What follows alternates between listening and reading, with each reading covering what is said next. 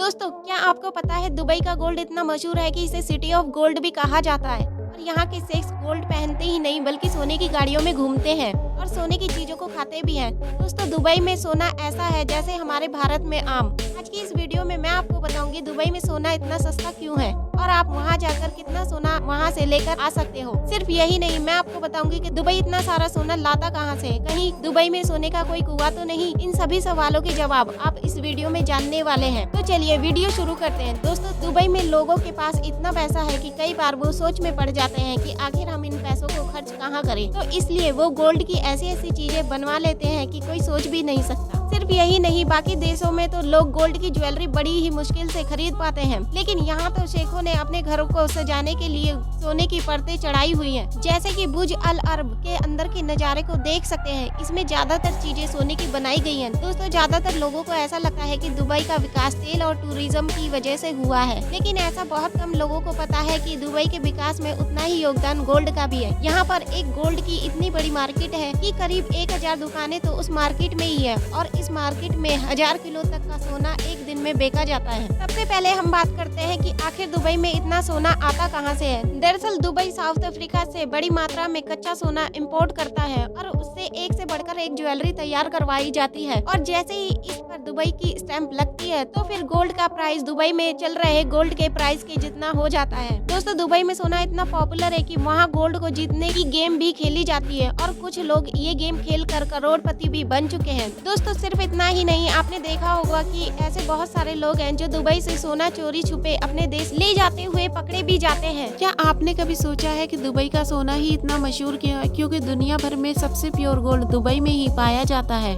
क्योंकि वहाँ का गोल्ड सबसे पहले सरकार द्वारा चेक करके ज्वेलर्स को दिया जाता है और यहाँ कोई भी ज्वेलर्स बिना हॉलमार्क वाला सोना बेचता या फिर नकली सोना बेचता है तो उसे 2 साल की जेल या फिर 2 करोड़ रुपए का जुर्माना देना पड़ता है। तो अब आइए जानते हैं कि आखिर दुबई में सोना इतना सस्ता क्यों है। जैसे इंडिया में GST plus, VAT plus, excise duty plus, इन सब तरह के अलग अलग टैक्स देने पड़ते हैं जो कि सोने की ज्वेलरी को काफी महंगा बना देते हैं। लेकिन दुबई में गोल्ड ज्वेलरी खरीदने पर सिर्फ 5% वेट ही लगता है और सन 2018 से पहले तो इतना भी टैक्स नहीं लगता था। और दोस्तों, यहाँ की सभी दुकानों पर गोल्ड प्राइस सेम ही रहता है। आप बस ज्वेलरी की बनवाई से लेकर लेवल चार्ज को आप बार्गेनिंग करके कम करवा सकते हैं। दोस्तों, कभी आप दुबई जाओ तो वहाँ पर आप दुबई गोल्ड शॉप में जरूर जाएं। अब हम जानते हैं कि दुबई जाकर हम कितना सोना बिना एक्स्ट्रा टैक्स दिए अपने देश ला सकते हैं। तो CBIC के मुताबिक कोई भी भारतीय यात्री जिसके पास इंडियन पासपोर्ट है और वो 1 साल से दुबई में रह रहा है तो वो अपने साथ सोने की ज्वेलरी को ला सकता है। पर ऐसा नहीं है कि मन मुताबिक किलो के हिसाब से ले आए और भारत में आकर बेच दे। इस पर भी बहुत सारी लिमिट होती है। और अगर आप